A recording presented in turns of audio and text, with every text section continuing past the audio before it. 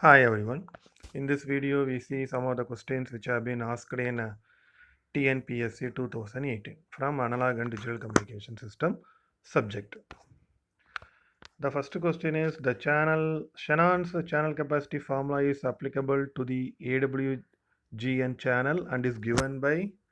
It's a straightforward question from Shannon's theorem. We know that it is C is equal to B log of 1 plus SNR.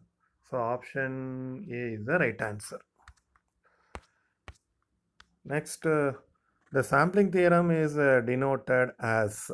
So you may feel it is somewhat difficult to answer, but let us see the difference, right? So we know that sampling theorem is given by Fs is greater than 2F max, right? Where Fs is a sampling rate. In terms of time, I will write it is 1 by Ts. Fs is written as 1 by Ts, so it is equal to 1 by Ts. So 1 by Ts should be greater than 2 F max. So here we don't know whether it is 1 by T or 1 by del T. So Ts is nothing but your sampling interval, that is interval between the two samples. So it must be del T. So option A is the right answer. It is 1 by del T must be greater than 2 F max, right? Not T. Right? T is a total time period where del T is talking about interval, where Ts is a sampling interval.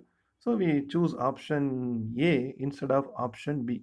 Normally T represents period, so we don't choose that. We choose the difference between the two time difference between the two samples. So we choose del T. Next one, in QPSK, the average probability of error in AWGN channel is obtained. It is also a straightforward question. We know that probability of error of QPSK is Q of root of E 2EB by N naught. So like that, we have to remember all the error values of other modulation also. So please refer those ASK, FSK also, right? So option A is the right answer. Next one, the bandwidth required for an FM signal with modulating frequency of 2 kHz and maximum deviation of 10 kHz as given by Curson's rule. We know that as per Curson's rule, BW bandwidth is equal to 2 into del F plus FM, where del F is frequency deviation, that is given by 10 kilohertz, and FM is a modulating frequency, that is given by 2 kilohertz. So 2 into 12, 24 kilohertz. So option D is the right answer. Next one, in a PCM system, the maximum audio input frequency is 6 kilohertz. What is the minimum sampling rate? So as per the sampling theorem, Fs is equal to greater than or equal to 2F max. That is twice the amount of maximum of input frequency. So 2 into here the maximum input frequency is given by 6. So 2 into 6 is 12 kilohertz.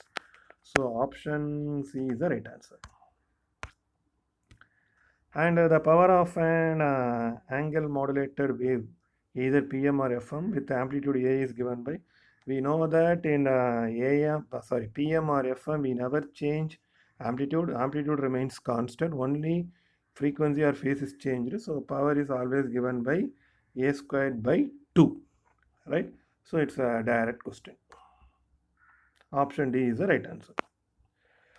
Next one, amplitude shift keying is not widely used. Yes, it's also a direct question because since amplitude is modulated or amplitude is changed and 1 is represented by presence of signal and 0 is represented by absence of signal, it is more vulnerable to noise. So ASK is prone to noise and we cannot have a constant envelope because 1 is represented by the presence of signal, 0 is represented by absence. So we don't have constant envelope also. So that is a problem. right? So and another thing I want to emphasize is in PCM we are having constant envelope. That's why we don't have a noise immunity problem, and it provides high SNR, right? That question have been asked in one examination, so keep it in mind. And next question is the autocorrelation function of a white noise. We know that the autocorrelation function of white noise will be a unit impulse or delta function. That is Rxx of tau. It is tau. It is an autocorrelation function of a white noise, whereas the power spectral density is uniform, F x of f. So please keep this in mind. This question have been asked in many exam. Autocorrelation function of white noise is unit impulse or delta function, whereas this power spectral density is a constant one, right, or uniform one. That's why it is called white noise. White noise is a noise where all the frequency spectrum are distributed evenly. That's why it is a white noise. So white noise is having a autocorrelation of delta function.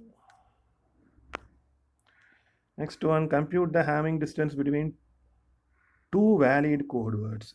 Right. So what are the two code words given? 1 0 1 1 0 1 0 0 1 1 0 0. Here they have given two codes and we have to find the Hamming distance. Hamming distance is the measure of showing how many different bit position in a word is different. So we have to calculate the number of bit position where bits are different in the two words. Let us see. First one here, the bit position is having two different bits, so it is calculated as 1. Here same, so no need to calculate. Here also same, no need to add. Here also same, no need to add. Here also same, no need to add. But here it is 1, here it is 0, so 1 plus 1 we can add. So total Hamming distance is 2. So Hamming distance is calculated by comparing the bit position of two different words, and if the bit position are having the same bits, we don't take it for a count. If the bits are different in a corresponding bit position, then we have to take that into account. Here this bit position and this bit positions are having different bits. That's why we are taking into account, and the total distance is 2. This is 1 and this is another 1. So total is 2. Next one, AM signal is represented as, it is a straightforward question. In AM what we are doing, we are changing the amplitude of the carrier with respect to baseband signal. So it's a straightforward answer. It is equal to AC into 1 plus m of t. M of t is a message.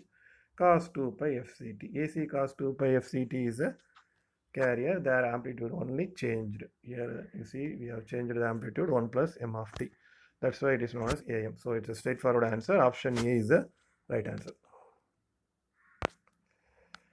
Next one, in PAM system, 4 signals each band limited to 5 kHz are sampled at twice the Nyquist rate.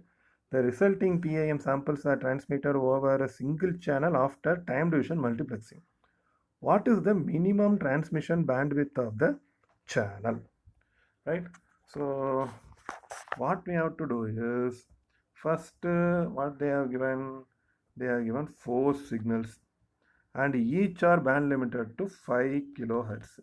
So 4 signals and each are band limited to 5 kHz. That means every time they occupy 20 kHz band. And how we are sampling? We are sampling at twice the Nyquist rate. We know that Nyquist rate is 2 FM. F is equal to 2 FM. But as per the problem, we have to sample twice the Nyquist rate. So it is 2 into 2 FM. That is very important. Here only the twist is there. And they ask what is the minimum transmission bandwidth. So we find a total number of band required. So FM is for 4 signals we require a 20 Hz band. Then as per Nyquist theorem, we are sampling at a rate of 4 into Fm. So 4 into this is Fm now, because it is the each time they are occupying 20 kilohertz. So we take 20 kilohertz, 4 into Fm, 4 into 20. So totally the answer is 80 kilohertz. So option D is the right answer. It is 80 kilohertz. That's the correct answer, right?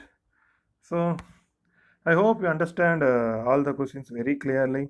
If you are having any doubt, you can ask in comment section.